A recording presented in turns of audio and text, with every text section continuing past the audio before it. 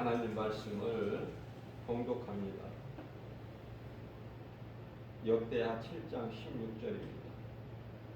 이는 내가 이미 이 성전을 택하고 거룩하게 하여 내 이름을 여기에 영원히 있게 하였습니다.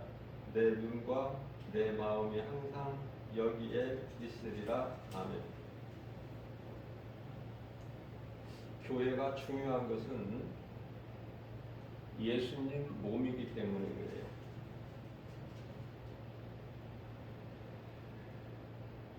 예수님께서 내 눈과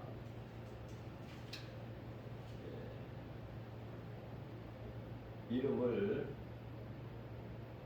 교회에 영원히 있게 하셨다 말씀하셨어요.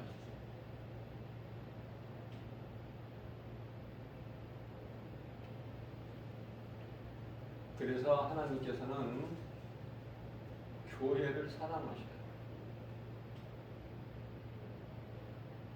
아들 예수 그리스도의 몸이기 때문에.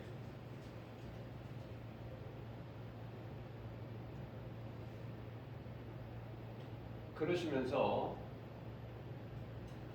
하나님 이름,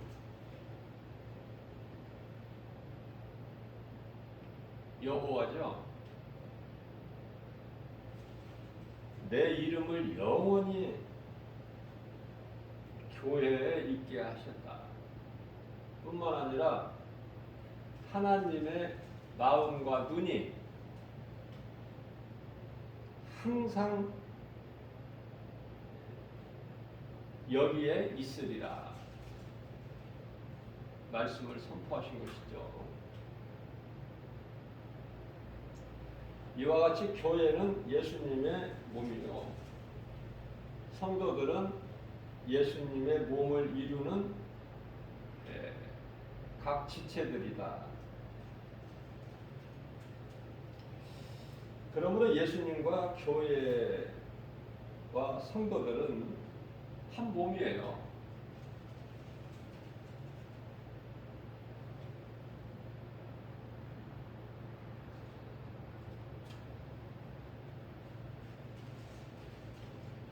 궁극적으로는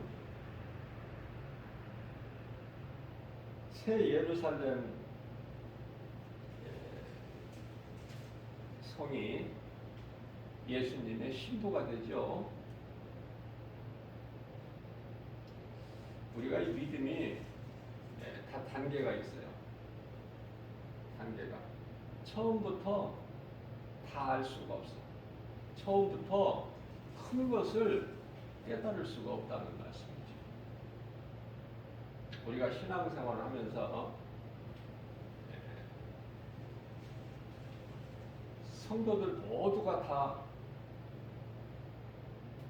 예수 그리스도를 구주로 믿기만 하면 예수님의 신부가 되는 줄 알고 있잖아요. 너도 예수님 신부, 나도 예수님 신부. 그러다가 이제 믿음이 자라게 되면은 언젠가 이제 깨달게 돼요.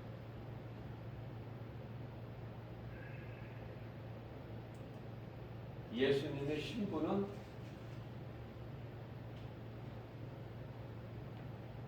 구원받은 성도가 아니라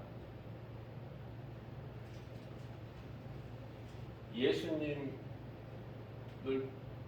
위하여 목배임을 당한 순교자들이구나. 요한계시록을 통해서 이제 깨닫게 되는 거예요. 일반적으로 요한계시록을 잘 모르잖아요, 성도들이. 교회에서 가르치지도 않고. 요한계시록에 대하여 설교를 안 하기 때문에.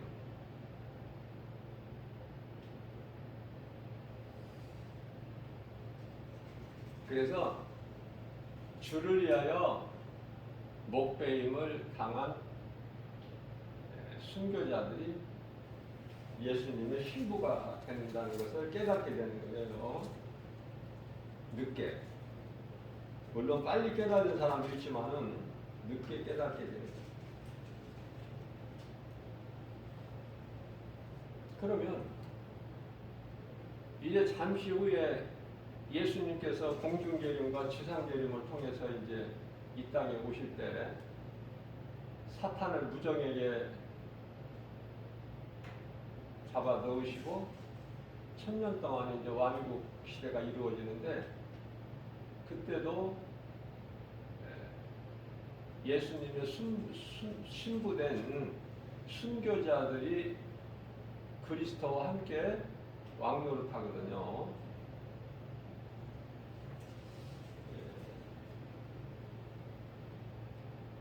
거기가 이제 거기까지가 다가 아니야. 또 여기서 이제 믿음이 더 이제 한 단계 더 자라게 되면은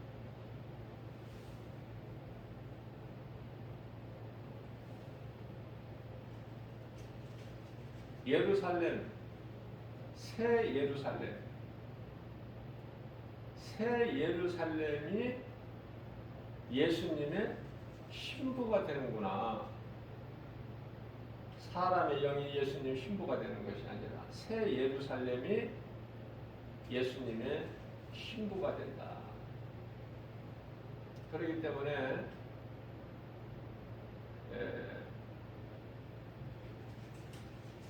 요한계시록 21장 22절 말씀을 보게 되면은 사도 요한이 새 예루살렘 성을 보니 성전이 없어요. 네. 하나님과 어린 양이, 거룩하신 하나님과 어린 양이 성전이 되시기 때문이라 이렇게 말씀을 하고 있죠.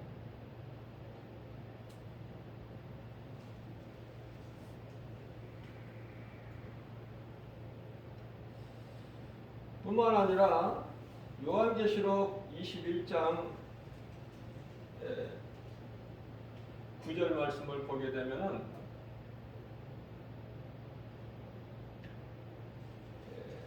한 천사가 또 사도 요한에게 내가 예수님 신부를 너에게 보여주리니 이리 오라 그러면서 사도 요한을 데리고 가서 보여줘요. 새 예루살렘 성은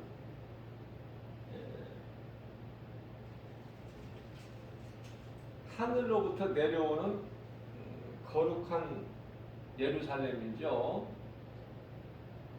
그 성을 보여주는 거예요. 한 천사가 사도 요한에게.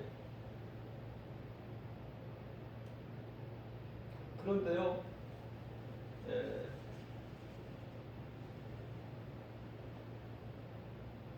어린 양의 아내, 어린 양은 예수 그리스도시죠. 그 아내를 사도 요한에게 천사가 보여주는데요. 그게 예루살렘 성이야. 우리 믿음이 여기까지 가야 돼요. 여기까지 가려면 그 단계가 있어요. 단계가. 우리가 휴거 하는데 그것도 마찬가지야. 휴거라는 단어는 성경에 없어요. 사람들이 그냥 붙여서 하는 말이 휴거. 너도 휴거, 나도 휴거. 그 휴거가 아니라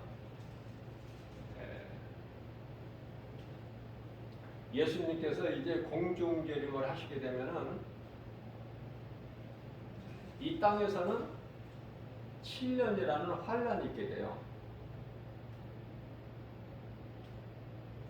물론 이제 3년 반 환란, 또 그 이후에 3년 반 대환란. 성경적으로 그 3년 반씩 나누어지는데 1260일이라 또는 42달이라 그렇게 기록하고 있어요. 3년 반이라고는 말씀하시지 않고. 자, 공중제리 하시게 되면은 하늘에서는 혼인잔치가 이루어지지만은 만 백성들과 함께 낙원에 있는 잠자고 있는 구원받은 성도들과 또 먼저 복배임을 당한 순교자들, 또 이제 이 땅에 살아남아있는 자들이라는 것은 유대인들을 가리키는 거예요. 또 유대인들의 구원을 위해서 복음 전하는 전도자로 남겨진 하나님께 입맞은 종들이 또 있어요.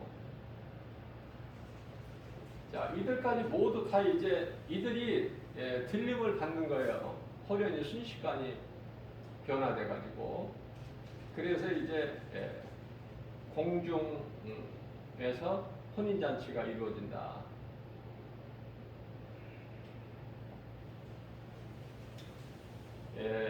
공중이라는 것은 여기서 말씀하고 있는 공중 재림, 공중에서 혼인잔치, 이 공중은요 하늘이에요.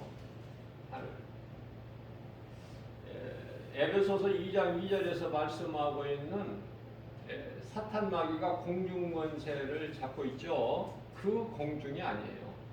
그러한 그 공기가 탁하고 그 깨끗하지 못한 그런 공중에서 혼인잔치가 이루어지는 것이 아니에요. 이 하늘이라는 곳인데, 그 하늘이라는 곳이 엄청 우리가 얼마만큼 그 규모에 대해서는 알 수가 없어요.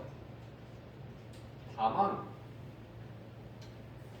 천국이라는 곳에 새 예루살렘 성이 있는데 그것만을 보여주신 거야. 22장에서 요한계시록.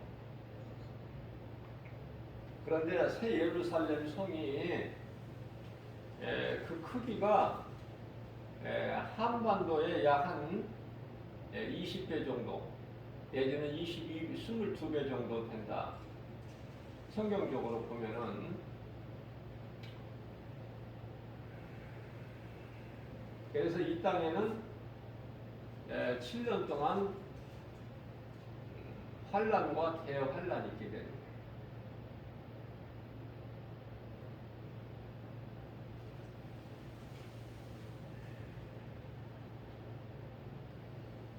다시 말하면은 인시대가 있죠. 예수님이 친히 그 인을 하나하나 떼시잖아요. 그 인시대를 우리가 지금 살고 있는데요. 인시대는 한마디로 예수님이 오시기 이에서 나타나는 여러 가지 징조들이다, 이렇게 이해를 하시면 되겠어요. 인시대는 무슨 큰 환란이 아니야. 그러면 환란은 언제 이루어지느냐면은 나팔 시대에서, 나팔 시대가 이제 그 3전단씩 나누어져서 환란과 대환란이 되는 거예요. 7 대접이 나오죠.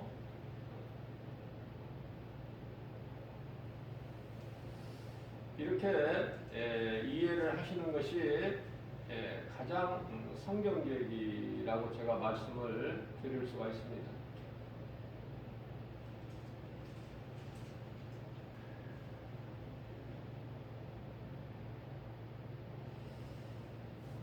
하나님께서 내가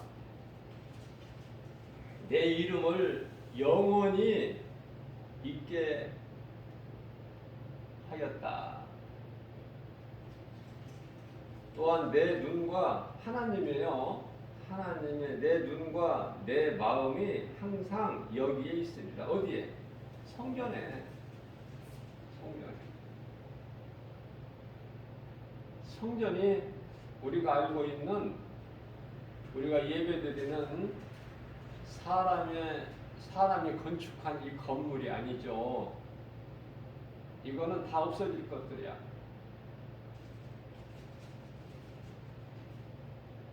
이 성전에 대해서도 우리가 바르게 이해할 필요가 있어요. 이 건물, 사람이 건축한 이 건물을 성전으로 생각을 해요. 믿음이 자라기까지는. 그러다가 이제 믿음이 자라게 되면은 사람이 건축한 이 건물이 성전이 아니구나. 믿는 성도들의 몸이 성전이구나. 그 말씀이 이제 모르고 성경을 읽고 말씀을 듣는 가운데 언젠가 이제 깨닫게 되는 거예요. 고린도전서 3장 16절 말씀이죠. 뿐만 아니라 고린도전서 6장 19절에서도 말씀하고 있고요. 이 말씀이 이제 깨달아지게 되면은 믿음이 엄청 자란 것이죠. 흔들리지 않는 신앙에 이르게 된 거예요. 환경 바라보고 흔들리지 않는, 내가 살려고 예수님을 부인하지 않는,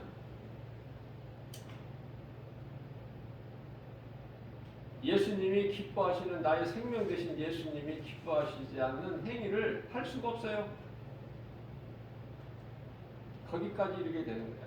이 성전이 믿는 자 성도의 마음이, 성도의 몸이구나. 그러면은 하나님께서 뭐라고 말씀하셨어요?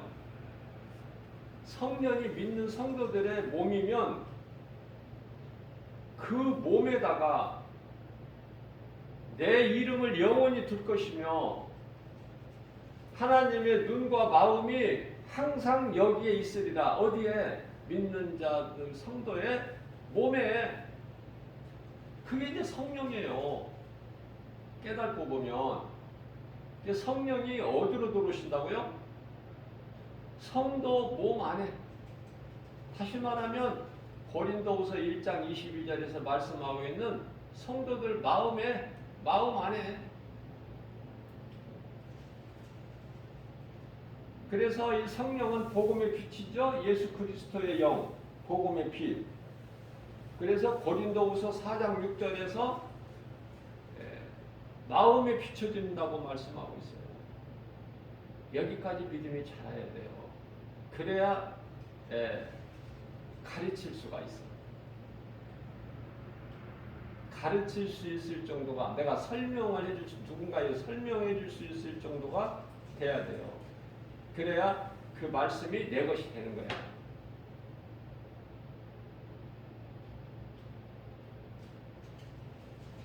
말씀을 듣고 아니면 들을 때는 깨달았다가 또 잊어버리고, 왜냐하면 관심이 없으면 잊어버려요. 우리는 인생을 살면서 다 기억할 수가 없어요.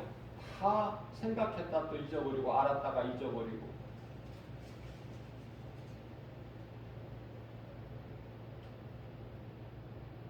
하나님 말씀도 들을 때는 알았다가 깨달았다가 또 잊어버리고. 이제 그러던 그게 이제 반복되는 가운데 이제 안 잊어버리고 내 마음에 새겨지게 될 때가 있다니까요. 그걸 보고 이제 에베소서 4장 13절에서 예수 그리스도 장상한 분량이 이르기까지 믿음이 자라게 된다 이렇게 말씀하고 있고요.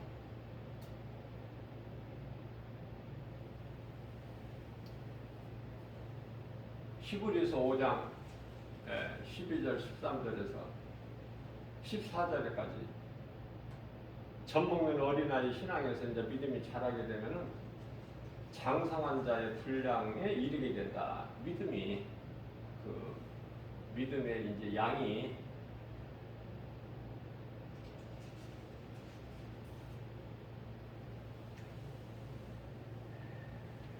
솔로몬이 전무후무한 복을 하나님께로부터 받아 누린 인물인데 그 복은 하나님께로부터 받은 그 복은 아버지 다윗을 통해서 받았어요. 다윗은 어떤 인물이냐면 그토록이나 성전 건축을 하고 싶어 했어요. 그런데 하나님께서 허락지 아니하셨어요. 그래서 그 솔로몬을 통해서 성전 건축하는 것을 허락하셨죠. 그래서 솔로몬이 이제 왕이 되어서 하나님을 위하여 성전 건축을 하는데 7년, 자기를 위하여 왕궁을 건축하는 데는 13년이죠. 하나님을 우리는 크게 생각하고 살아간다 하면서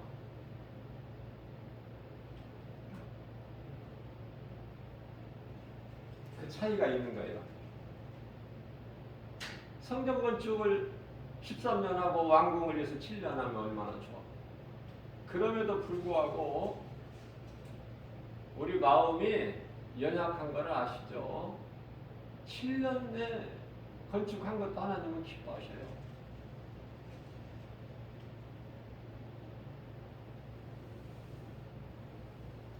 자, 앞서 말씀 전한 대로 내 이름을 영원히 내가 이 성전에 두고 내 눈과 내 마음이 항상 여기에 있으리라 이렇게 말씀 선포하셨는데요. 약속하신 거예요. 자, 그런데요. 역대하 7장 19절 말씀을 보게 되면은 그러나가 나와요. 그러나. 이게 다가 아니라는 거예요. 그러나 너희가 만일 내게서 돌아서서 내가 너희 앞에 둔 내 율법이죠. 율례와 명령을 버리고 가서 다른 신들을 섬기면,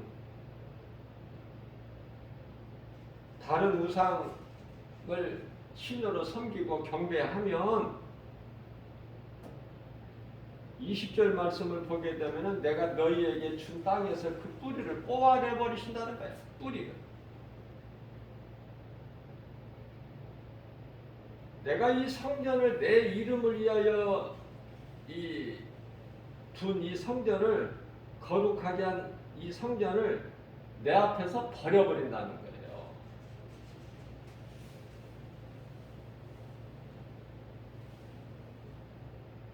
그래서 세상에서 웃음거리가 되게 만들어 버리시겠다.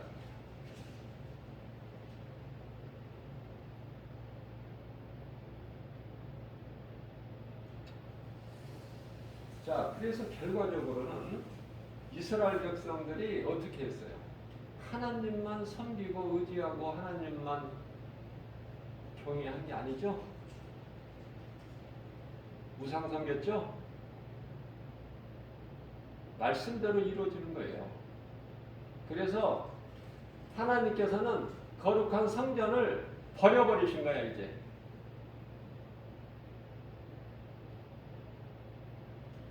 그래서 제가 지난 주일 예배 시간에 말씀을 설교를 통해서 전했듯이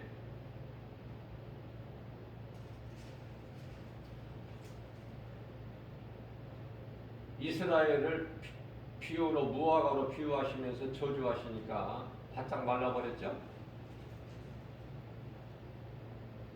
저주하시고 다음날 그 길로 돌아올 때 제자들이 보니까 바짝 말라버렸어요. 하나님께서 버리신 거야. 저주하신 거예요.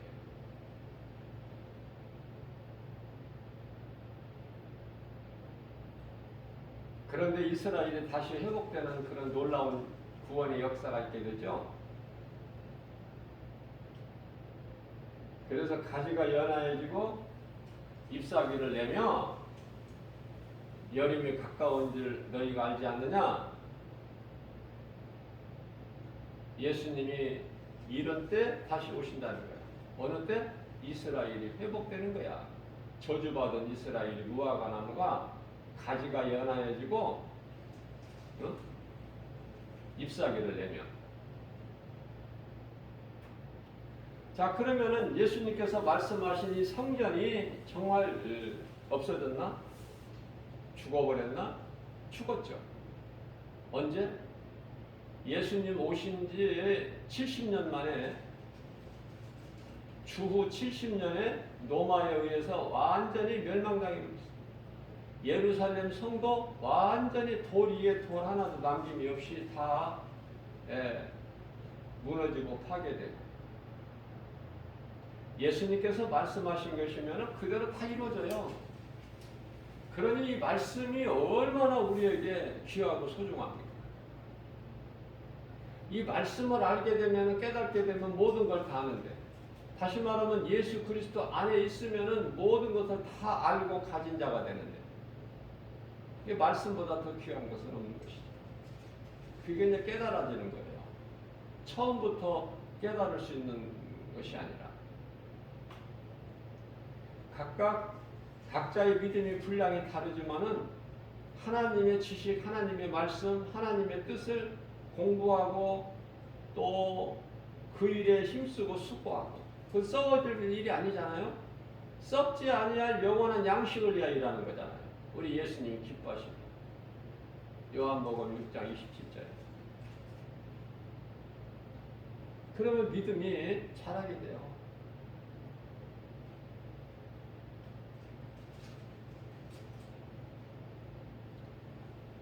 자, 그렇기 때문에 이제 성전이 다 파괴되어 버렸어. 돌 위에 돌 하나도 남김없이. 그 성전이 지금 어디 있어요? 세워져 있어요? 이스라엘 가문이 있나요? 없어. 그 자리에 가증한 것이 들어서 버렸어요. 이스라엘 사원이.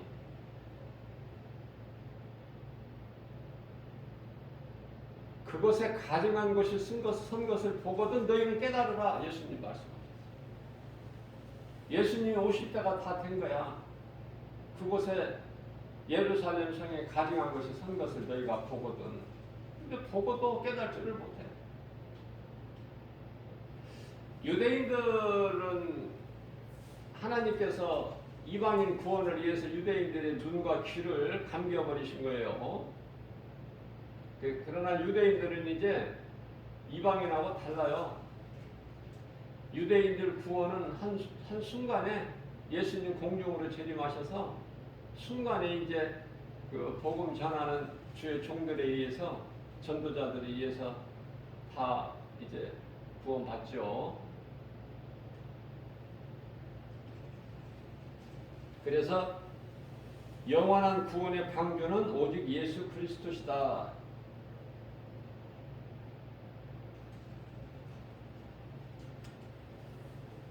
예수님 십자가 부활 이후에는 성전은 사람이 지은 그 건물이 아니에요. 교회라는 건물이 아니죠.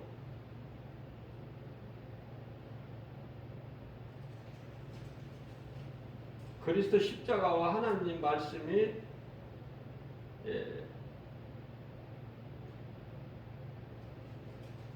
믿는 자,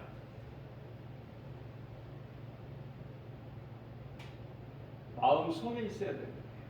제가 늘 강조하는 것이죠. 십자가가 어디에 있어요? 교회 건물에? 아니죠. 내가 예수 그리스도를 구주로 믿으면 내 마음 속에 그리스도의 십자가가 들어와 있어야 되는 거예요. 말씀으로. 그것은 성령도 말씀으로 내 속에 들어오시고, 전부가 다 말씀이야. 예수 피도 말씀.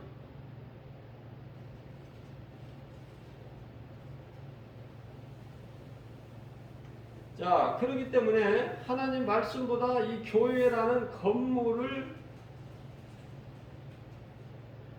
의지하는 것은 어린아이 신앙이죠. 장성하지를 못하고 어린아이 신앙.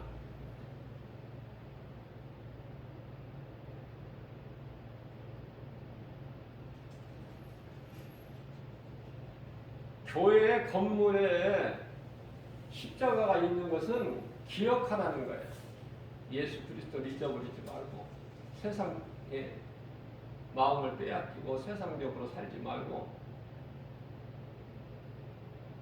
우리를 위하여 십자가에 달리신 모든 문제를 해결해 주신 우리를 구원하신 예수님을 잊어버리지 말라는 그 상징이야. 아무것도 아니야. 그 이상도 아니고.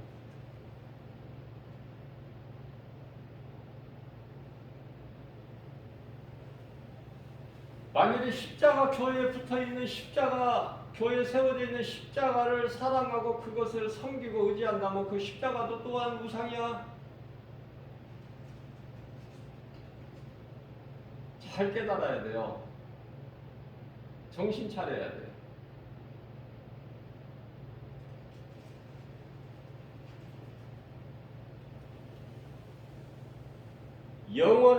영원히 사는 이 생명은 교회 건물이 아니라 하나님 말씀에 있다.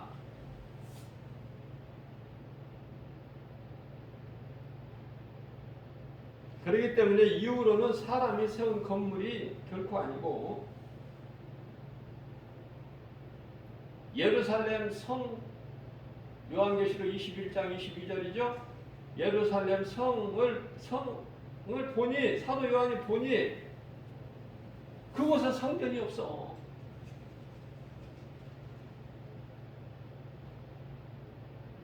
예수님이 신부를 보여준다고 해서 보여준 걸 보니 새 예루살렘 성이 하늘에서 내려오는데 성전이 없어.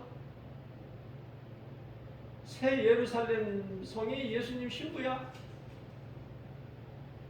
여기까지 믿음이 자라야 돼. 그래야 흔들리지가 않아, 갈등하지가 않아요.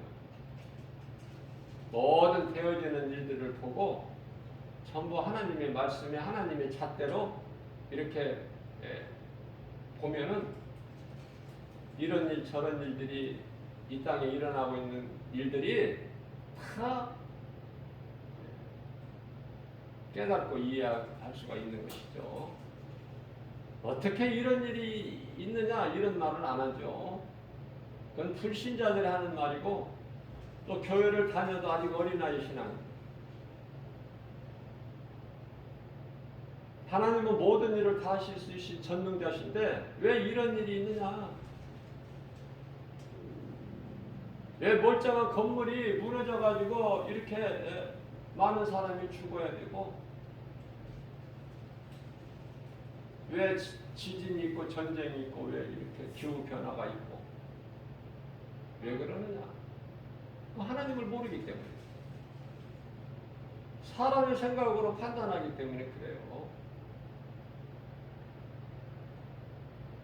하나님을 가까이 하고 말씀을 가까이 하고 깨닫게 되면 믿음이 자라게 되면은 할 말이 없어. 모든 것이 다 하나님의 뜻이 하늘에서 이루어진 것 같이 이 땅에서 이루어지고 있기 때문에 오늘 이 순간에도 모든 것은 하나님의 뜻대로 되는 거예요.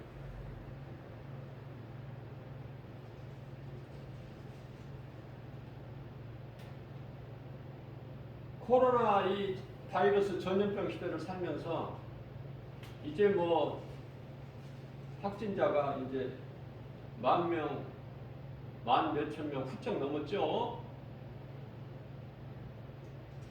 자, 이번에 며칠 후에 설 명절 이제 많은 사람들이 또 고향에 가고 이동하고 모이고 그러다 보면은 며칠 후에는 이제 연휴 이후에는 3만 명 이상으로 지금 가요. 어느 정도까지 확산될지는 모르지만은 어떤 전문가들은 뭐 10만 명까지도 지금 말하고 일단 3만 명 이상으로 확진 늘어난다는 거예요. 그런데도 별로 이렇게 감각이 없어. 인류 역사상 이런 일이 없었는데 그런데도 그 시대를 살면서 깨닫지를 못해.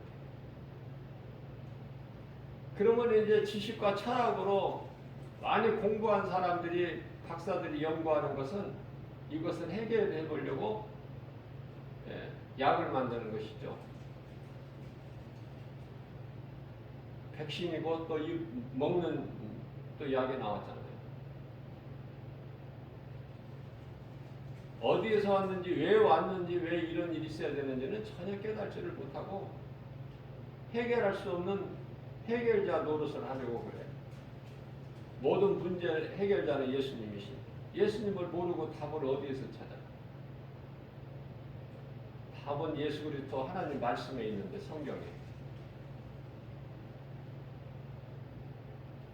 우리가 어떠한 죄를 범할지라도 무거운 죄를 범했을지라도 그 육체는 이 그 감옥에서 이제 그 시간을 보내게 되는데, 감옥에서라도 하나님 말씀, 세상 지식 철학이 아닌 다른 사탄이 속이고 미혹하는 그러한 책이 아닌 성경을 감옥 안에서도 보면, 감옥 안에서라도 성경을 보고 내가 가까이 하게 되면 그 영혼은 사는 거예요. 근데 감옥 안에서 다른 책을 본다? 그건 소망이 없어. 그건 사망이야, 그냥. 지금도 사망, 이후에도 사망. 영원한 사망. 근데 죄인이 감옥에서 성경을 보겠다고 그러면 성경 다 넣어주죠? 얼마나 좋아.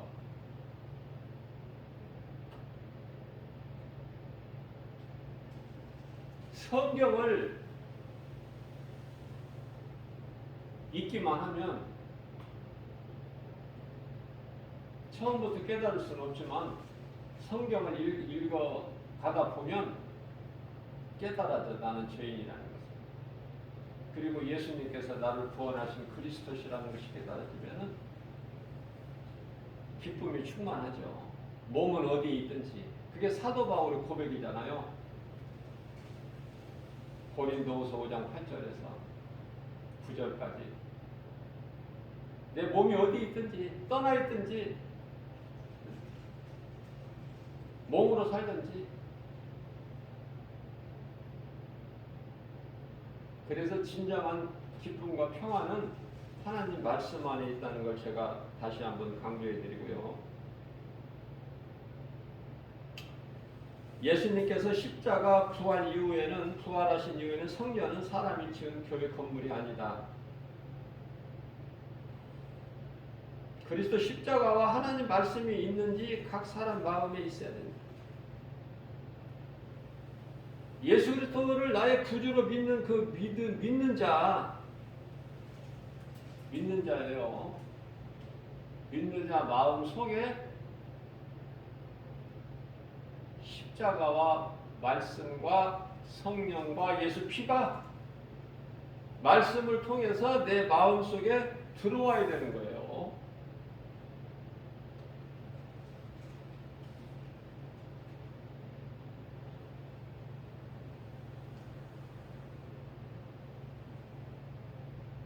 이러한 진리 앞에 오늘날 많은 거짓된 교회들이 있죠. 이 소위 말하는 이단이라고 하는 이러한 거짓된 미혹을 물리칠 수 있는 힘을 얻게 되는 거예요. 어디에서? 하나님의 말씀에서.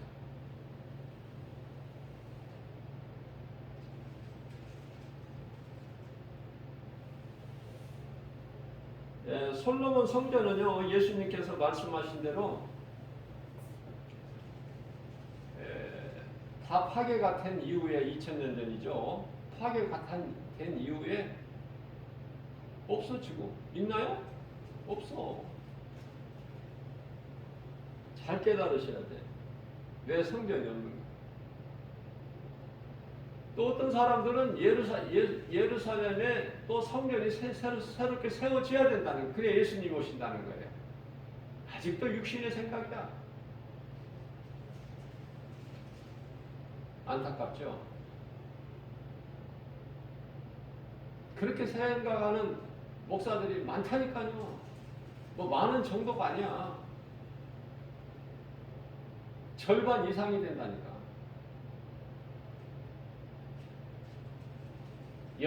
영적으로 생각을 하지 못하고 자꾸 세상적인 어떤 육신에 관해서 우리가 눈으로 보고 알 수 있는 거, 그쪽이에요 전부. 거기에 치우쳐 있어. 예루살렘이 어떤 전에같이 그런 성전이 다시 세워지는 그 말씀이 아니에요. 그 뜻이 아니에요. 깨닫고 보면. 제가 지금까지 강조했듯이 믿는 자 성도의 몸이 성전이고 몸 안에 들어오시는 거예요. 마음에. 예수님 몸이 교회고 성도들이 각 지체가 되는 거예요. 그래서 교회와 성도와 우리 하나님은 다 하나야. 하나라는 사실을 깨닫고 예수 그리스도 하나 된 예수 그리스도 구속 안에 들어와 버려야 된다니까. 예수님 안에서. 그러면은 그거는 행복자로서 성공한 인생이고 승리자가 되죠. 모든 참 평안과 복을 받아 누리는 거 아닙니까? 깨끗한 인생을 살게 돼요. 그리스도인은 지저분하지 않고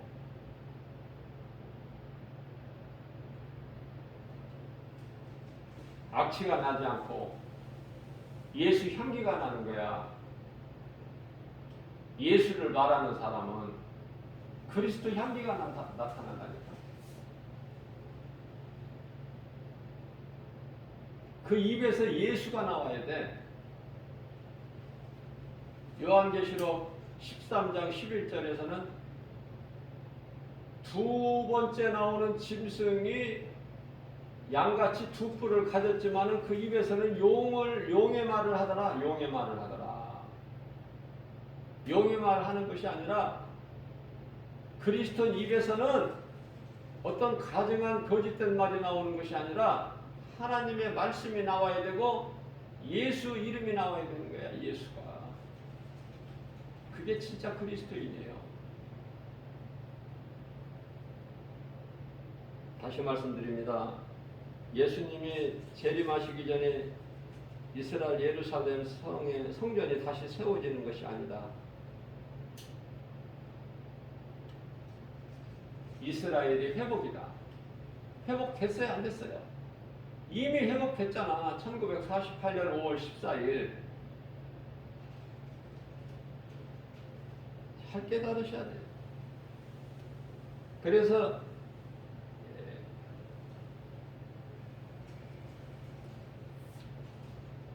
하나님을 대적하는 아말렉이죠.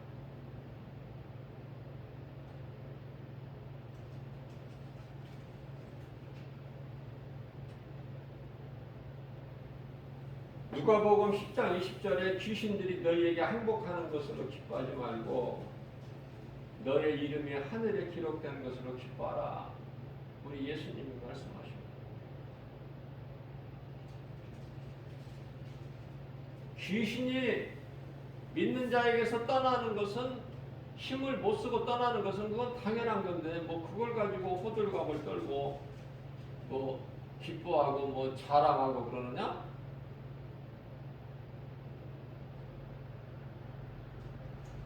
70인 제자들이 지금 예수님께 와서 막 뛰어와서 기뻐하고 자랑하고 막 호들갑을 떠는 거예요. 좋아서. 그런 것으로 기뻐하지 마. 그 귀신은 당연히 내 이름으로 물리치면 떠나게 돼 있는데 너희가 기뻐할 것은 그런 것이 아니라 너희 이름이 하늘에 기록된 것으로 기뻐해라.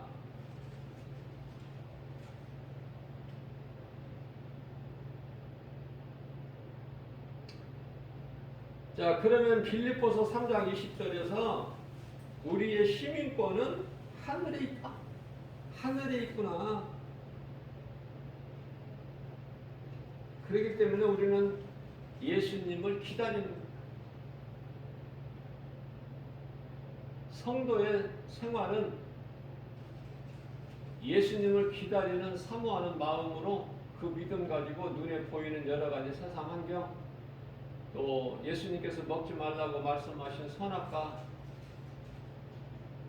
바라보지도 않고 악은 모양이라도 버려버리고 그저 세상에 여러 가지 보이는 우리에게 두려움을 주는 모든 것들을 다 이기는 그 믿음 가지고 말씀의 능력으로 그냥 견디고 인내하고 참고 그렇게 사는 거 아닙니까? 세상적으로 기뻐할 것이 있는 것이 아니기 때문에 그리스도인에게는 세상은 모든 것이 다 하나님 말씀과 반대인데 어디에서 기쁨과 평안을 얻어? 없어요.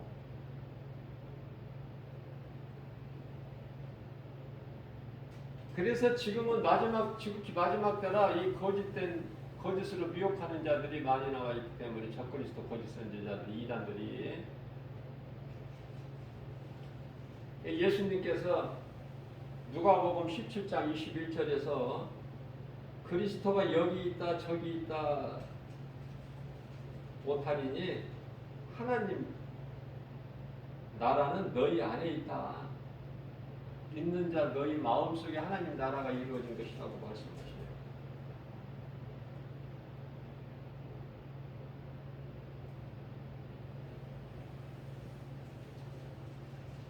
우리가 이 성경적으로 보게 되면은 요한계시록을 아무리 많이 읽어도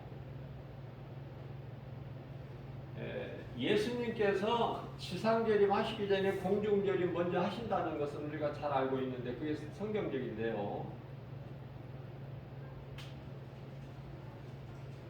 보좌에서 그냥 바로 지상으로 재림하시는 것이 아니라 공중 혼인잔치 우리가 잘 알고 있죠. 그러면 공중재림이 있고 지상재림이 있다는 것은 아는데 아무리 말씀을 봐도 언제 공중으로 예수님이 재림하시는가 이 말씀이 없어요. 그죠? 있으면 저에게 한번 알려 주세요. 없더라고요. 그래서 무슨 말씀이냐면은 예수님께서 공중으로 재림하시는 것은 아는데 언제 재림하시는 것인가는 말씀이 없다니까요. 그러니까 우리가 알 수 있어요, 없어요? 몰라요. 모르는 것이 성경적이라니까. 가르쳐 주시지 않는 것은 몰라야 돼. 그게 믿음이야. 알게 해주시는 것, 보여주신 것도 다 알지 못하는데 왜 안 보여주시는 것을 알려고 그래? 그래서 이렇게 말하고 저렇게 말하고 그러면 그게 다 거짓이지.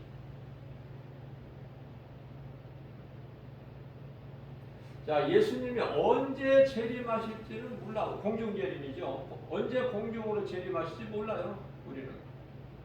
안 가르쳐 주셨기 때문에. 성경에 기록되지 않았기 때문에.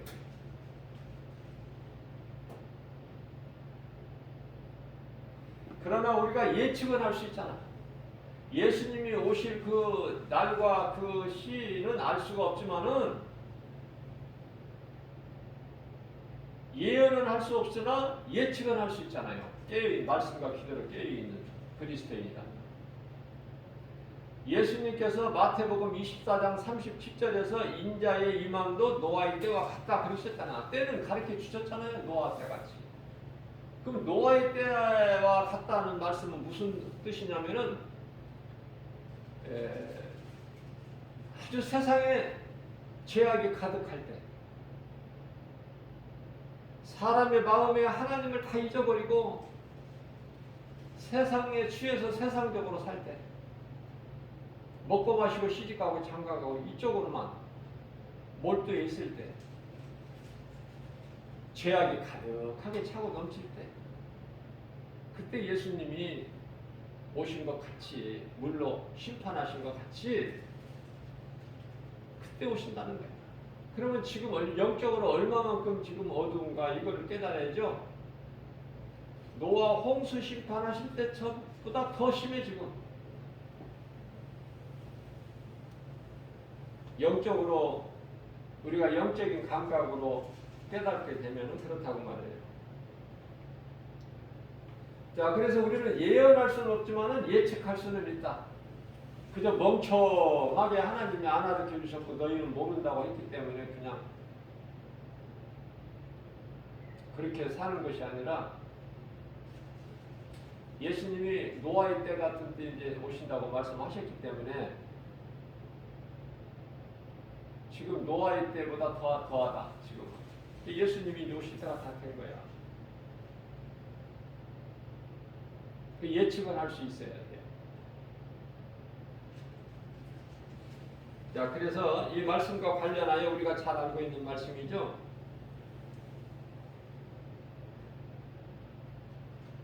고린도전서 15장 51절 말씀을 보면은 내가 너희에게 비밀을 말하노니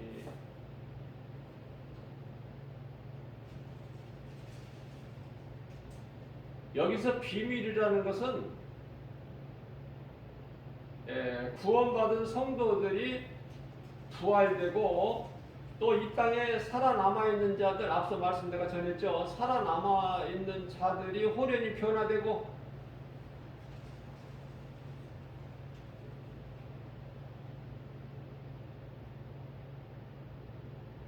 유대인이 아니고 유대인 구원을 위하여 그 사명이 있어서 남겨진 자들, 하나님의 종들, 인침을 받은 종들이 아니라면은 구원에 이르는 성도들은 예수님 오시기 전에 다 낙원으로 육체를 벗고 낙원으로 입성해요. 그렇기 때문에 예수님 공중으로 재림하실 때까지 살 생각 아예 하지 마시고 때가 되면 살 만큼 살면은 이제 우리는 다 낙원으로 입성해야 된다. 믿음의 선진들, 모든 선진들이 있는 그곳에서 가서 평안히 잠을 자는 거예요. 많은 사람들이 열심히 신앙생활을 통해서 복받기를 원하는데 복은 영혼이 받는 복이지 육체가 받는 복이 아니에요. 우리 영혼이 잘 되면은 육체가 다 잘 되는 거예요. 이게 하나님의 뜻이고 방법이고.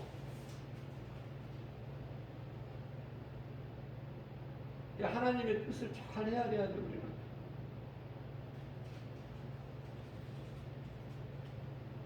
자녀가 이제 성장하고 좀 철이 들면은 부모 마음을 좀 헤아리잖아, 조금이라도.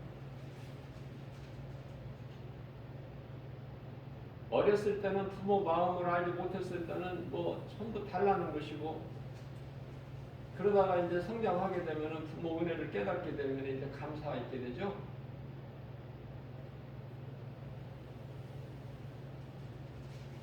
자, 뭐라고 말씀하고 있냐면은 51절에서 내가 너희에게 비밀을 말하노니, 비밀이에요, 비밀. 뭐가 비밀이야? 낙원에서 잠자는 자들이 이제 잠에서 깨어나는데 그게 부활이에요. 이 땅에서 막 이 모양 저 모양으로 살다가 나팔 소리 나서 예수님 공중으로 오시면 막 쑥쑥 다 올라가는 거, 엘리야 올라가는 식으로 이렇게 다 올라가는 것이 아니라 잠자는 성도들이 깨어나는 것인데 그때가 그걸 다 부활이라고 그래. 나팔 소리에 순식간에 후련이 다 변화되는 거예요.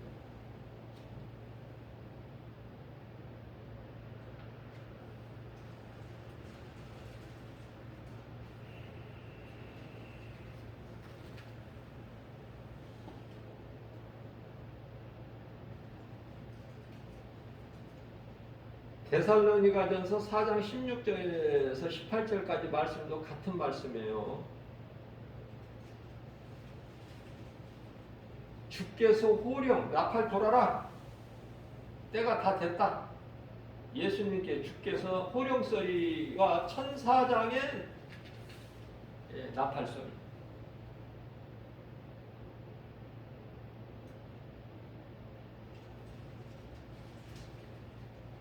그때 이제 하늘로부터 강림하시는데 지상으로 바로 오시는 것이 아니라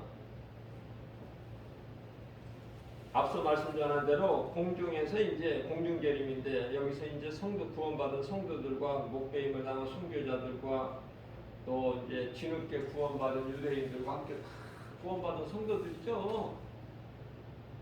혼인잔치가 이루어지는데 그동안에 이 땅에서는 3년 반 환란, 전 3년 반이죠. 후 3년 반 대환란.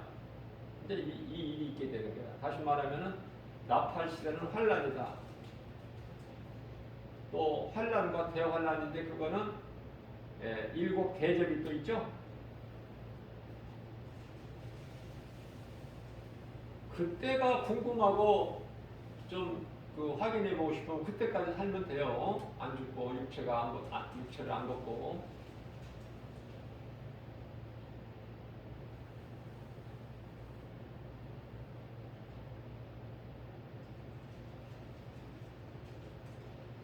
대표적인 말씀이 요한복음 2장 19절에서 20절이죠. 이 성전을 헐라 예수님께서 내가 사흘 만에 다시 세우리라. 20절에서 유대인들이 예수님께 이르되 이 성전은 46년 동안 지었거늘 네가 어떻게 3일 동안 다시 세우겠다고 하느냐. 육의 생각과 영의 생각은, 육의 생각으로는 영의 일을 알 수가 없어요. 로마서 8장 5절에 뿐만 아니라 로마서 8장 8절에서 육신의 생각으로는 하나님을 기쁘시게 할 수도 없죠. 대화가 안 된다니까. 대화가 첫째 코드가 안 맞기 때문에.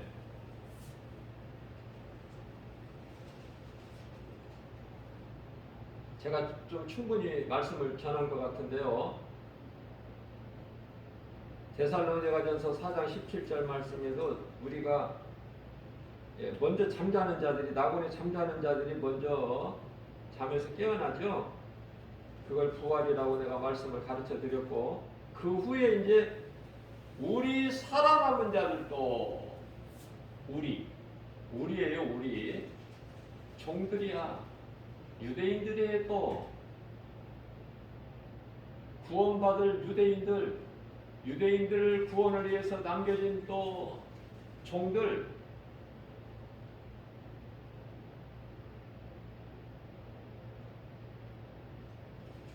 그들을 가르치는 거예요.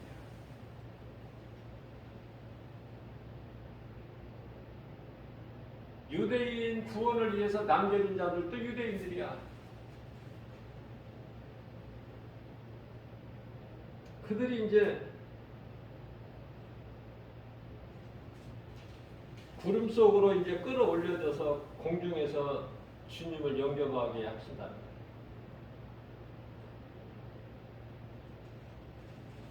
우리는 유대인이 아니기 때문에 그 이전에 살 만큼 살다가 이제 예수님께서 오라 하시면 육체를 벗고 낙원에 입성한다. 이 믿음을 가지고 확신 속에서 살아가는 것이 중요해요. 이것도 아니고 저것도 아니고 그때 가봐야 한다, 지금 모른다, 이건 겸손이 아니라 그건 불신앙이죠. 겸손한 것이 아니에요. 아는 것은 분명히 내가 말할 수가 있어야 돼요. 구원에 대한 확신과 천국에 대한 소망, 거기에 대해서는 확실해야 되지 않습니까?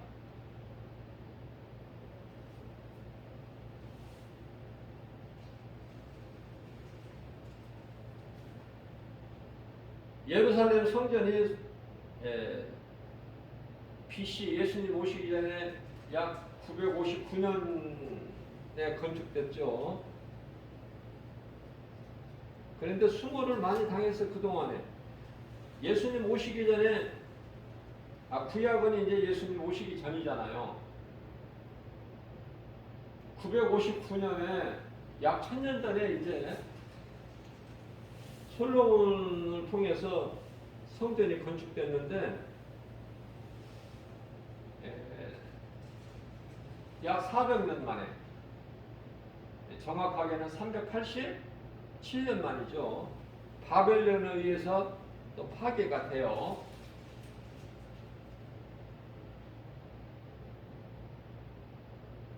그래서 이제 70년 포로 생활을 마치고 귀환해서 스룹바벨에 의해서 다시 이제 보수가 되고 재건이 되고 그랬던 성전이 이제 헤롯 왕의 시대에 이제 오랫동안 또 리모델링이 되죠. 그 성전이 예수님이 오실 때까지 있다가 예수님이 십자가에 달리시고 부활하시고 승천하신 이후에 약 40년 뒤에 있죠. AD 70년, 이제 예수님이 오신 이후니까 신약시대. 그때 이제 로마에 의해서 파괴가 돼요. 예수님께서 말씀하신 대로 돌 위에 돌 하나도 남김이 없이 다 무너져 버렸어요.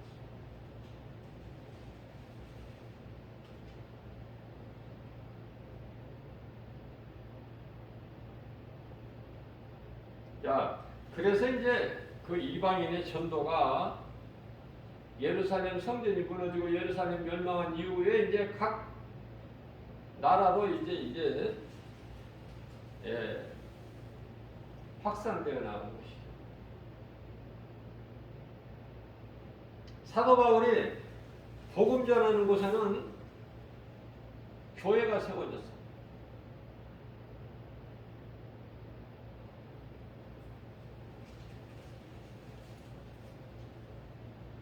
교회는 건물이 아니에요.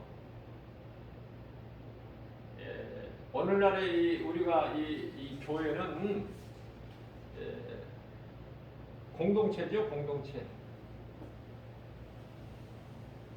자, 교회가 이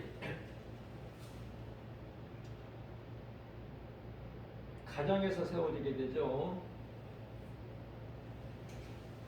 오순절에 강림하신 성령을 체험하고 이제 복음의 사명을 가지고 이제 땅끝까지 나가는 것이 그리스도인의 해야 될 일이에요. 예수님의 명령이기도 하고. 그러니까 우리가 복음 전하지 않는 것은 이거 아무것도 아닌 거야. 결론은. 복음 전하는 것이 내가 예수를 말하는 것이 얼마나 이게 중요한지 몰라요.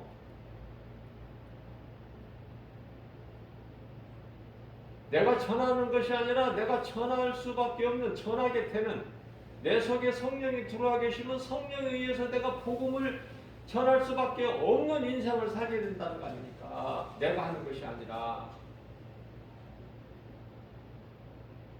그런데 구원받았다는 사람들은 많은데, 성령 받았다는 사람들은 많은데, 복음 전하는 사람은 지극히 소수야. 다 어디 가서 뭐 하는지 물어보고 싶어요. 나는 전도자의 한 사람으로서 어디 가서 뭐 하는데 이렇게 바쁘냐고.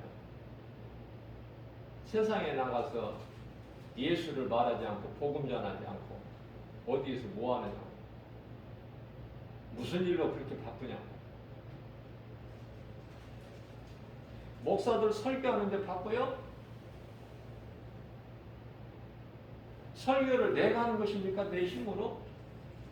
성령님이 내 입을 사용을 하실 뿐이지. 내가 어떻게 설교를 해? 내가 무엇을 알아서 무엇을 가르쳐?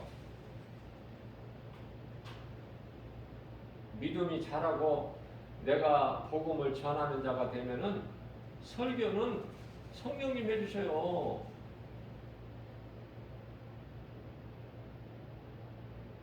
우리는 내가 열심을 내서 내가 하려고 내 힘으로 내 뜻이 이루어져야 되고 기도가.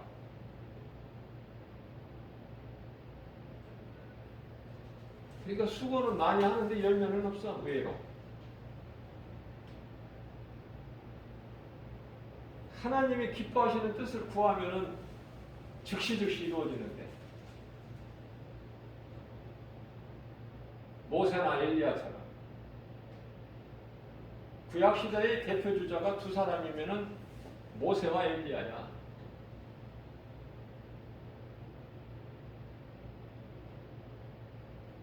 왜냐하면 구약이 율법 아닙니까? 율법과 선지자? 율법 대표가 모세잖아. 모세를 통해서 오경,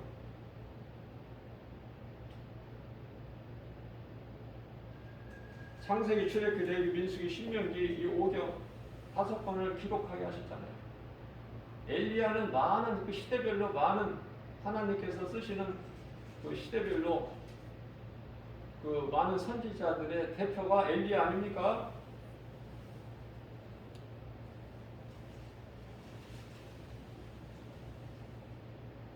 마태복음 24장 14절에서도 말씀하고 있어요. 예수님께서 이 복음이 모든 민족에게 전파되리니 그제야 끝이 오리라. 지금 다 전파됐죠?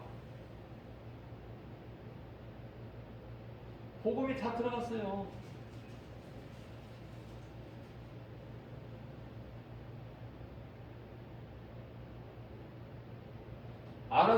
들을 수 없는 식인종들에게나 지금 아직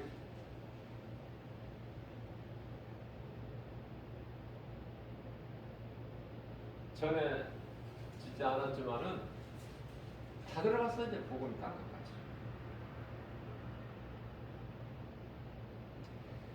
자, 미국 선교사들이 불과 뭐 130여 년 전에 복음 들고 우리나라까지 온 거 아닙니까? 소돔성에 의인 10사람이 없어서 멸망한 거 우리가 잘 알고 있죠. 우리나라는 칠흑같이 어두웠어요. 영적으로. 뭐 우상숭배한 뭐 타민족 우리가 뭐 이야기할 거 없어. 우리도 뭐 완전히 영적으로 어두움이 있었으니까. 그런데 미국 선교사들을 통해서 우리나라에 복음이 들어온 거예요. 1885년이죠.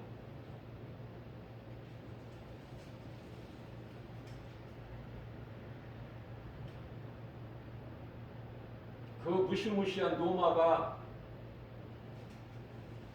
예수님 오신 이후에 313년, 주후 313년에 콘스탄티누스죠.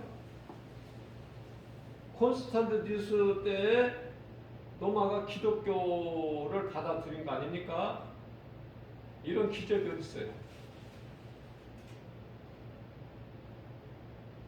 그렇기 때문에 복음이 전파되기만 하면 이와 같이 기적이 일어나는 거예요.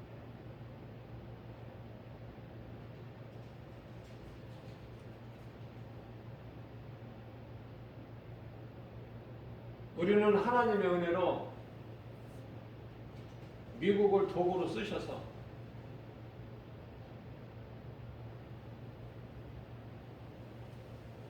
미국의 도움을 물심양면으로 우리는 도움을 받고 있죠.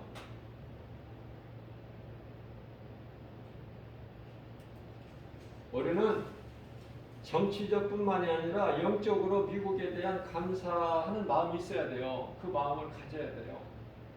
고맙잖아요, 미국. 정치 얘기를 하는 게 아니에요. 정치적으로는 물론 한미 동맹 관계가, 한미 동맹이 미국이 우리를 사랑해서 우리를 생각해서 그게 아니에요. 하나님의 뜻이에요.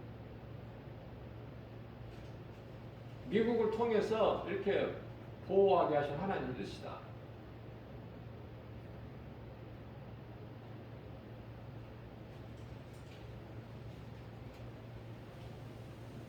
세계적으로 선교 제2국가 아닙니까? 우리나라가 지극히 작을지라도. 누가 감히 우리나라를 흔들 수 있다는 것입니까? 하나님께서 지키고 계시는데.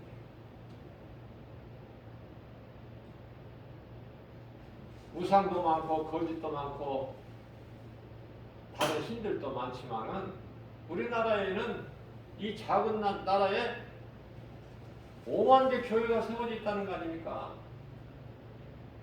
기도하는 성도들이 뭐 1000만 성도라고 그러지만은 제가 볼 때는 그 절반이라고 해도 500만이면 얼마나 큽니까? 기도하는 사람이 500만 명이라면 대단한 나라예요. 우리나라는. 결코 우리나라는 안 망해요.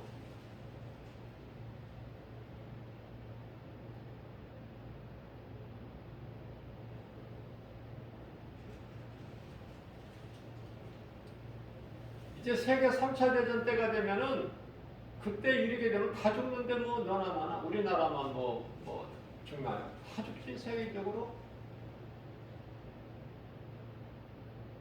여섯째 나팔 시대는 환란 시대라고 제가 그랬죠.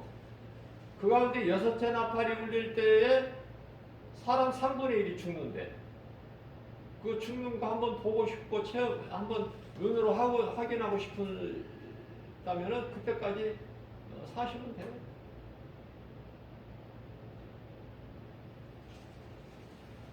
좋은 거 봐야지. 그런 거 보고 봐서 뭐 할 거야. 하나님 말씀 믿어지는데 사람 3분의 1이 죽는다는데 안 믿어져요?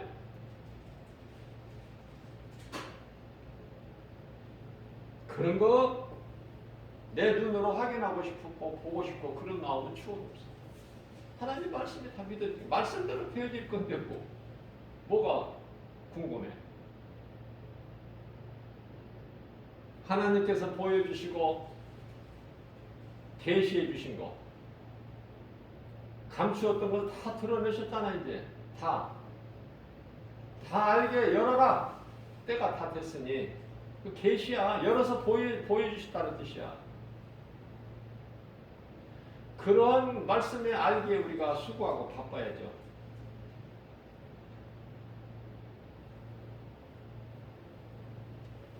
예수님 오신 이후에 590년이죠.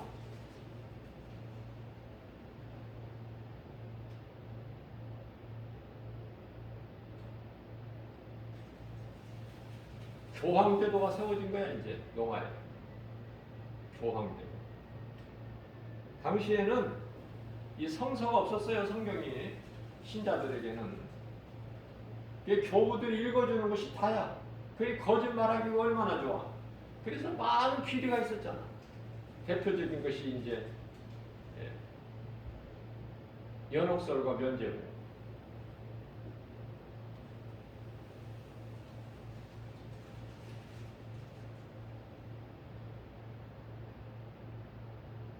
당시 로마는 제국으로 불려질 정도로 컸죠. 독일을 제외한, 그래서 영국을 포함하여 유럽의 여러 국가들을 다 지배하지 않았습니까? 영국도 뭐 대단한 나라죠. 해가 지지 않는 나라라고 불려졌습니다. 해가 지지 않는 나라야. 이쪽에 가도 영국의 저쪽에 가도 해가 있어. 그만큼 높다는 거야.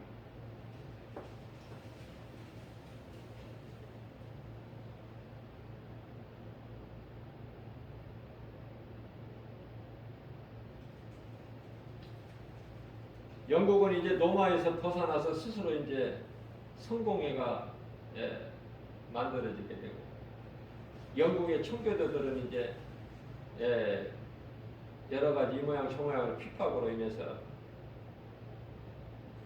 우리가 알고 있는 대로 1620년에 이제 그 신앙의 자유를 찾아서 에어플라워라는 배를 타고 출항하는 거 아닙니까? 신대륙을 찾아서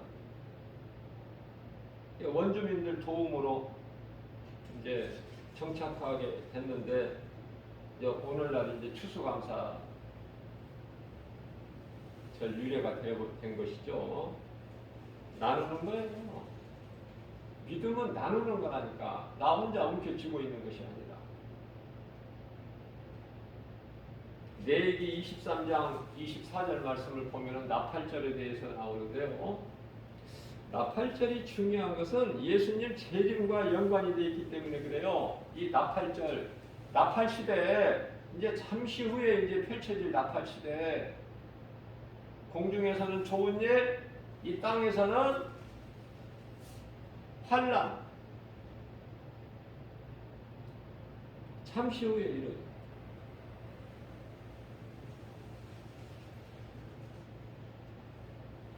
나팔절이 유대 달력으로 7월 1일이지 않습니까? 나팔절이 7월 1일.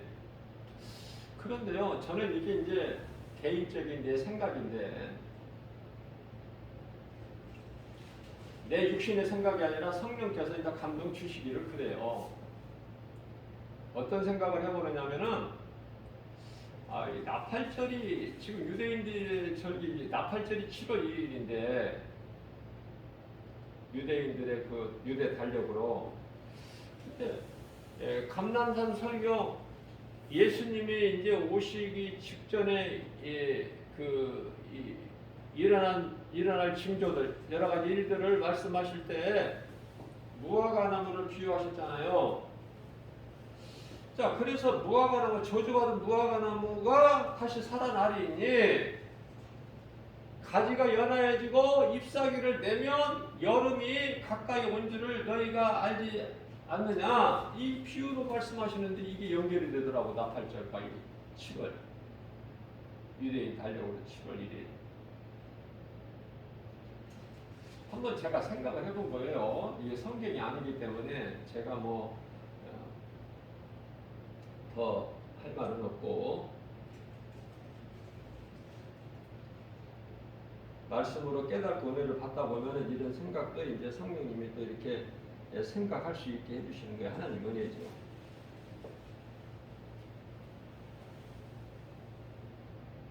우리가 봄, 여름, 가을, 겨울 이 4계절 중에서 그때가 되지 않을까 이렇게 생각을 해보는 거예요. 세상 생각하는 것보다 이런 생각하면 좋잖아요.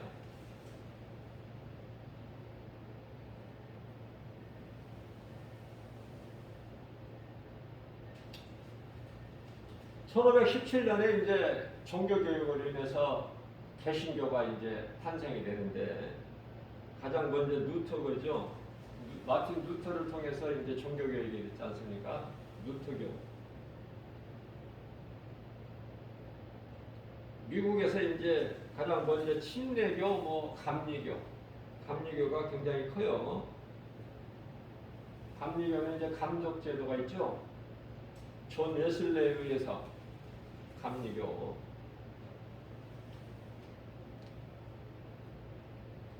그리고 이제 장로교가 있고 하나님 성회가 있고, 하나님 성회는 이제 이 오순절 교단으로 1900년도에 시작된 거예요. 1900년도에 탄생된 거예요. 1900년에 미국에서 이제 그 오순절 운동이 일어나가지고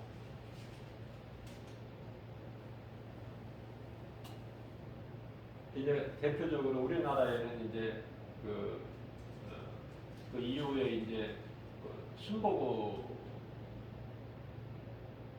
교회가 세워지게 된 거 아닙니까?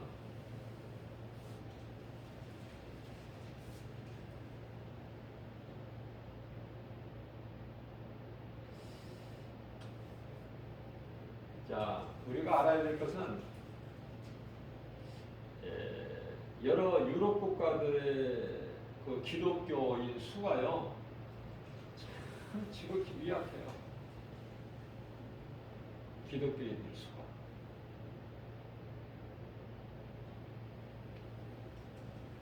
유럽뿐만이 아니라 우리 가까운 일본만 하더라도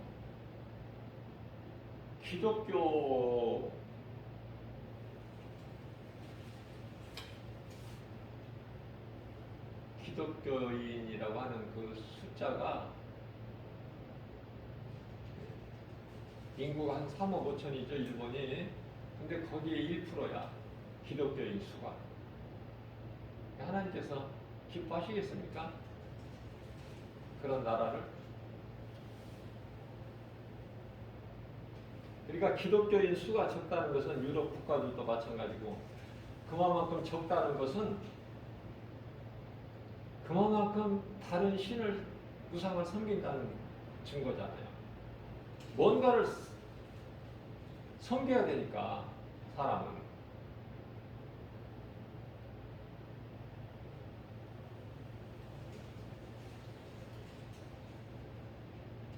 그래서 유럽 국가들이 돈은 많아도 선교를 안 해요. 복음은 안 전한다는 거예요. 그러고 보면은 미국은 참 대단해요. 우리나라도 미국 선교사들에 의해서 복음이 들어왔지만은 이 땅에 많은 교회가 세워지고 그리스도인들이 많이 있는 나라가 됐지만은, 그렇다고 해서 우리나라는 기독교 국가가 아니에요.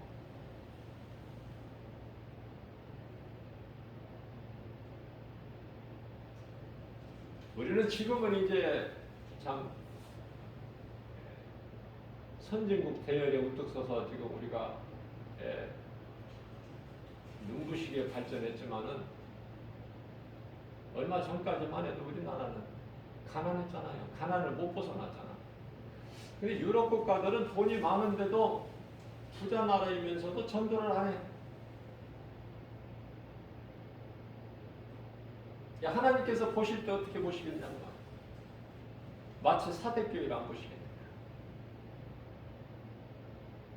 우리나라는 지극히 작지만은 복음 전하잖아. 우리나라는 어떻게 보면은 필라델피아 교회나 서머나 교회에 해당되지 않을까, 저는 이런 생각도 해봐요. 작지만은 살아있고 말씀을 가르치고 전하고, 기독교인이 500만 명이나 있고,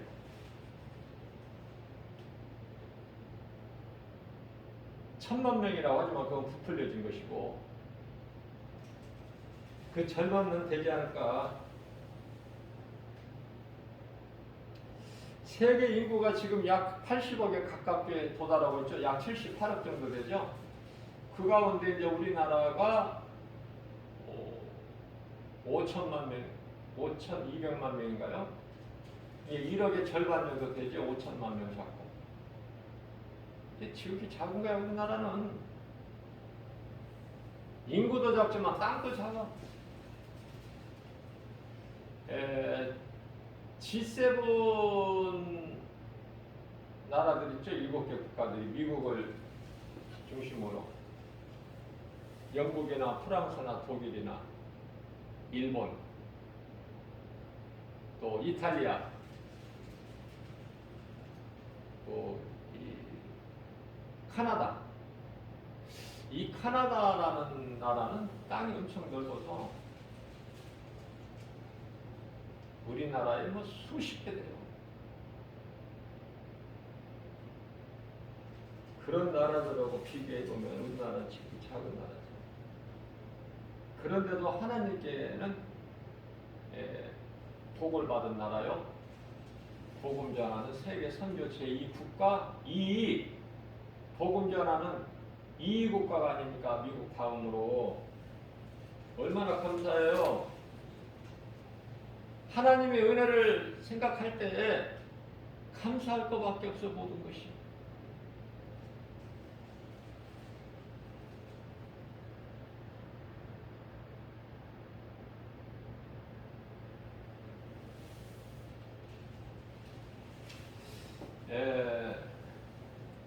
지금 이슈가 되고 있는 이 아랍 국가를 보게 되면은 이란이나 이라크, 또 사우디아라비아, 이집트 등 한 20여 개의 국가가 있죠. 22개 정도 나라가 있는데, 이들은 이슬람 알라를 신으로 알라를 하나님으로 믿죠. 신으로. 이슬람교를 믿는 나라들.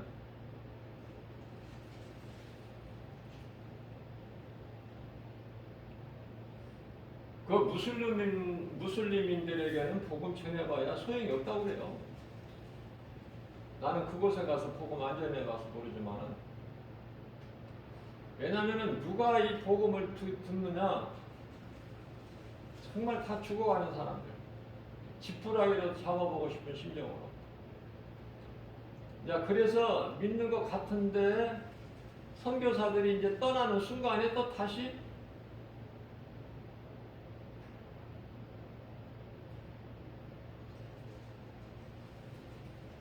복음에서 돌아서는, 그렇게 된다고 그래요. 그러한 중동 국가도 아니고 유럽 국가도 아니고, 우리가 육신으로는 유럽 국가가 얼마나 좋지만은 좋은 나라고, 또 큰 나라고, 부유한 나라고, 땅도 넓고,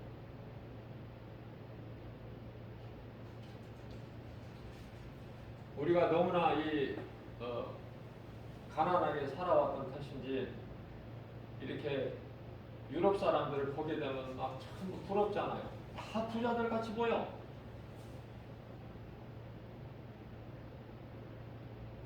우리나라 민족같이 약하게 보이지 않고 풍성하게 이렇게 막 다 부자들 같이 보이잖아. 그럼에도 불구하고 우리가 이제 하나님을 믿는 믿음으로 사는 우리가 말씀을 통해서 깨닫고 보니까 어느 민족도 우리가 부러울 자들이 없어. 이슬람에서 무슬림으로 안 태어나고 유럽 국가에서 안 태어나고 그래도 일본 같은 나라에서 중국 공산주의 같은 데서 안 태어나고 그래도 살기 좋은 자유가 있는 예수님을 마음껏 믿을 수 있는 우리나라 대한민국에서 태어난 국민의 한 사람이라고 생각할 때 얼마나 이 자부심을 갖고 자존감이 있습니까? 거기에다가 하나님께서 내가 너를 창조하였고 내가 너를 구속하였고 내가 너를 지명하여 불렀나니 너는 내 것이라.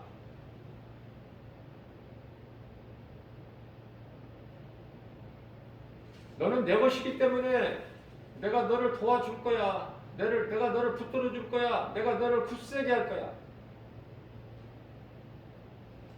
우리나라에 있는 기독교인 수로 보면 약 뭐 한 20%라고 하는데요. 제가 볼 때는 10%라고 해도 하나님 은혜야. 뭐 20%까지는 안 되는 것 같아요. 왜냐하면 가짜들이 많으니까. 10%만 얼마입니까? 10%만 해도 하나님 은혜죠.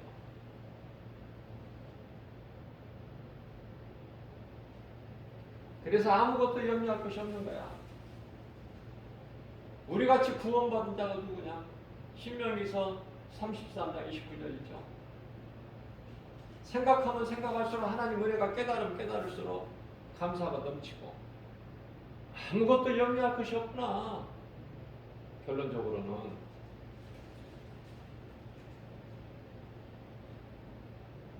오직 할 것은 사랑이구나. 가장 큰 사랑은 복음 전하는 것이구나. 이런 답이 딱딱 나오지 않습니까?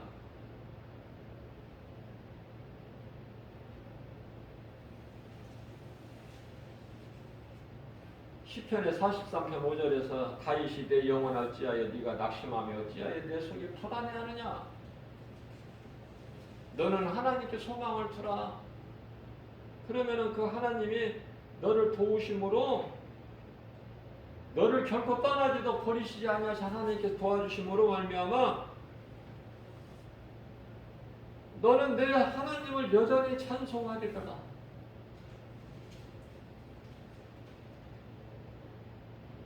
우리가 이 세상을 살면서 악인들이 득세하고 불신자들이 잘 되는 거 볼 때 힘들고 낙심이 될 때도 있죠.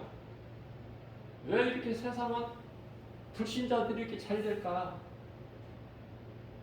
왜 예수를 믿으면 이렇게 힘이 없고 초라하고 아무것도 잘할 것이 없고, 그죠? 그게 제자들 아니에요? 사도행전에 제자들이 어떻게 살았는가를 잘 말씀해주고 있잖아요. 그런데 시편의 37편 1절에서 위로를 해주시는 거예요. 악을 행하는 자들 때문에 너희는 불평하지 말라. 불의를 행하는 자들을 너희는 시기하지 마. 그들은 시편의 37편 2절에서 풀과 같이 속히 낫으로 배임을 당할 거야. 그들이 잘 돼? 그들이 형통의 악인들이? 그건 푸른 채소와 같아. 푸른 채소는 먼저 배임을 당하거든요. 푸른 채소같이 쇠잔할 것이야. 그러면서 잠언서 3장 1절에서 너희는 내 법을 잊어버리지 마. 내 마음으로 내 법을, 내 말씀을 지켜. 내가 말한 그 명령을 지켜라. 그러면은 네가 장수하고 평강을 더 누리게 될 거야. 3절에서 진리는 예수 그리스도 하나님 말씀 너에게서 떠나지 말게 하고 그것을 내 생명과 같이 내 목에 걸고 다녀.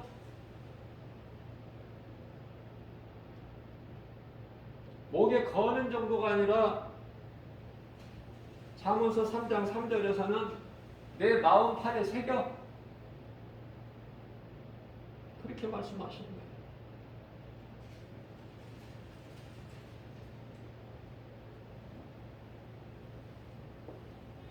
요한계시록 22장 12절에서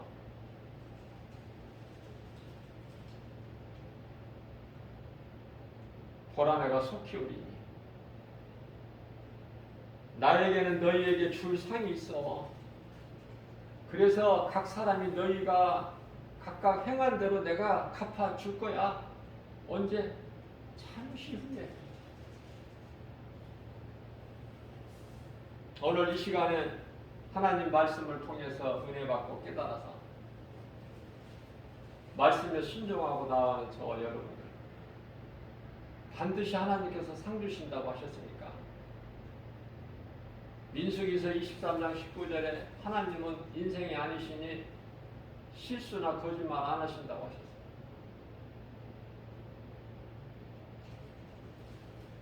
상을 많이 받고 적게 받고 크게 큰 상 작은 상 받는 것은 각각 사람의 믿음의 분량대로 같지는 않을 게 같을 수는 없지만 그래도 한 사람도 빠짐없이 주님 몸된 교회 주 예수 제자에게 속한 권속들 모두와 이 복음의 메시지를 영상으로 하나님 말씀을 듣고 은혜 받는 모든 자들에게도 이러한 은혜가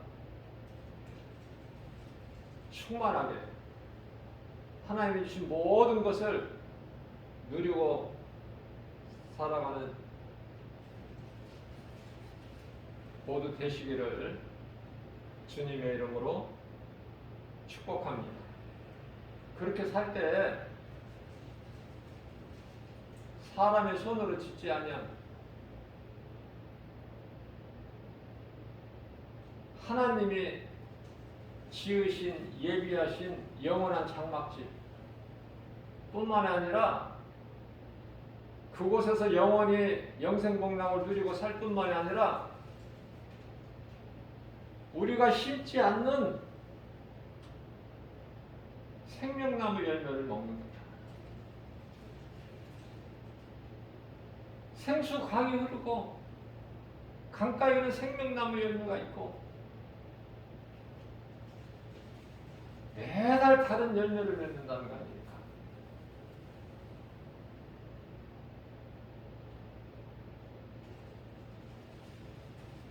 이와 같이 잠시 우리가 누리게 될 하늘의 신령한 복과 우리가 이 땅에 사는 동안에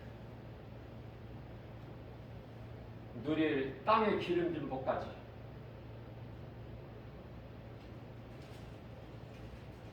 예수님을 구주로 믿고 믿음으로 사는 성도들은요, 이 땅에서도 하나님의 나라로 살 수 있어요. 그래서 부여한 거예요, 복음의 능력으로.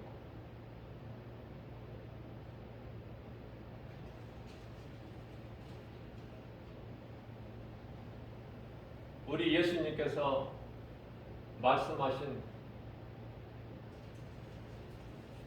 복과 평안을 충만히 누리는 행복자로 사는 저와 여러분들 모두 되시기를 주님의 이름으로 축복합니다.